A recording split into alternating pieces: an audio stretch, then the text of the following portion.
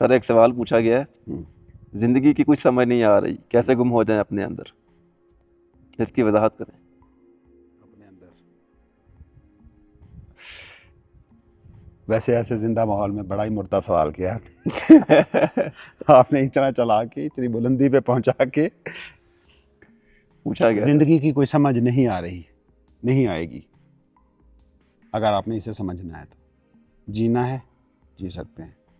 एक ना गेम बनाई थी किसी बंदे ने, तो एक इंजीनियर साहब और उसकी बेगम साहबा, डॉक्टर साहबा गए उस बच्चे, वो बच्चों के लिए गेम थी, तो एक दुकान पे गए वो गेम लेने। अच्छा जी, वो जो बंदा था इंजीनियर था, मैथ का अच्छा एक्सपर्ट आदमी था, उसने वो पजल टाइप गेम सॉल्व करने की कोशिश की, उससे नहीं। पीएचडी डॉक्टर खातून उसकी बेगम थी, उसने सॉल्व करने की कोशिश की, नहीं हुई। तो उन्होंने कहा यार ये हमसे हल नहीं हो रही, और तुमने कहा है कि ये 5 साल के बच्चे के लिए है। तो दुकानदार ने उसे जवाब दिया, इस गेम का नाम ऊपर लिखा हुआ है, वो पढ़ें। नाम था लाइफ। सॉल्व करने के लिए नहीं है।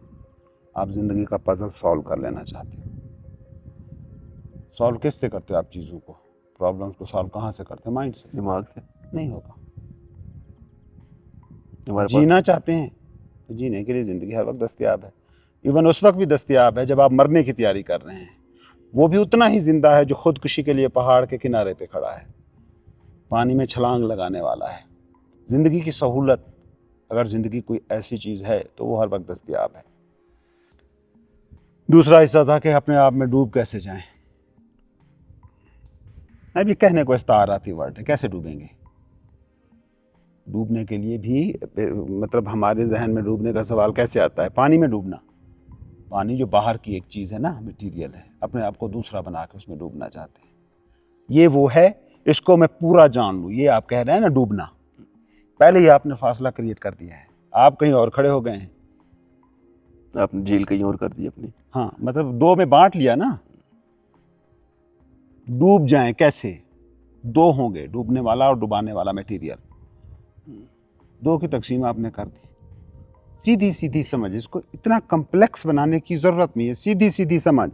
मैं यहाँ से चला, वहाँ तक पहुँचा, रास्ते में ये पत्थर था, ठोकर लगी, मुझे चोट लगी, तकलीफ़ हुई, दर्द हुआ, कष्ट सहा।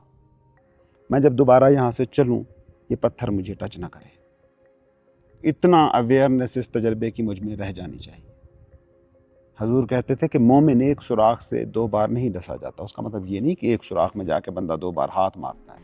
एक ही सिचुएशन से 2 बार तकलीफ उठाई है ना, तो आप एक ही सांप से 2 बार डसे गए हैं। समझ से काम नहीं लिया। अपने आप पे निगरानी तो रखें ना। सारा दिन गुजार लिया है, 10 मिनट अपने साथ नहीं बैठ सकते, ये अपने आप में डूबना। आंखें बंद की, अपने सारे दिन का तज्जिया किया, क्या मुश्किल है? आंखें बंद की, देखा कि मेरे दिमाग में क्या थॉट्स चल रहे हैं। अब आंखें बंद की और देखा कि मेरी इमोशनल एनर्जी क्या है, इनर सिस्टम क्या है, दुखी है, खुश है, गुस्सा है, चिड़चिड़ाहट है, क्या है इसमें, थकन है, बोरियत है। यकीन करें अगर आप देख भी पाते हैं ना, तो नेगेटिव इमोशंस आपकी बॉडी में नहीं रह सकते। ये करके देखने, इतनी कोई बड़ी साइंटिफिक रियलिटी नहीं बयान हो रही, एक छोटी सी आम सी हकीकत है। आप आंखें बंद करके बैठें, शुरू में फोकस करने में मसला होगा, क्योंकि आपके हवास जो हैं ये भटकने के आदी हो चुके हैं। तो जब आपका फोकस ना कि मेरे अंदर इस वक्त रॉ क्या चल रही है, हम फेक करते रहते हैं। मैं दुखी बैठा हूँ, उदास बैठा हूँ, कोई बंदा आता है, सर कैसे हैं जी, आई एम गुड। नहीं हो गुड, क्यों कह रहे हो? फेक कर रहे हो, वो आदतन सीखा हुआ है, आदतन है। इसी तरह ज़िंदगी जब आदत बन जाती है ना, फिर वो मसाइल पैदा करती है।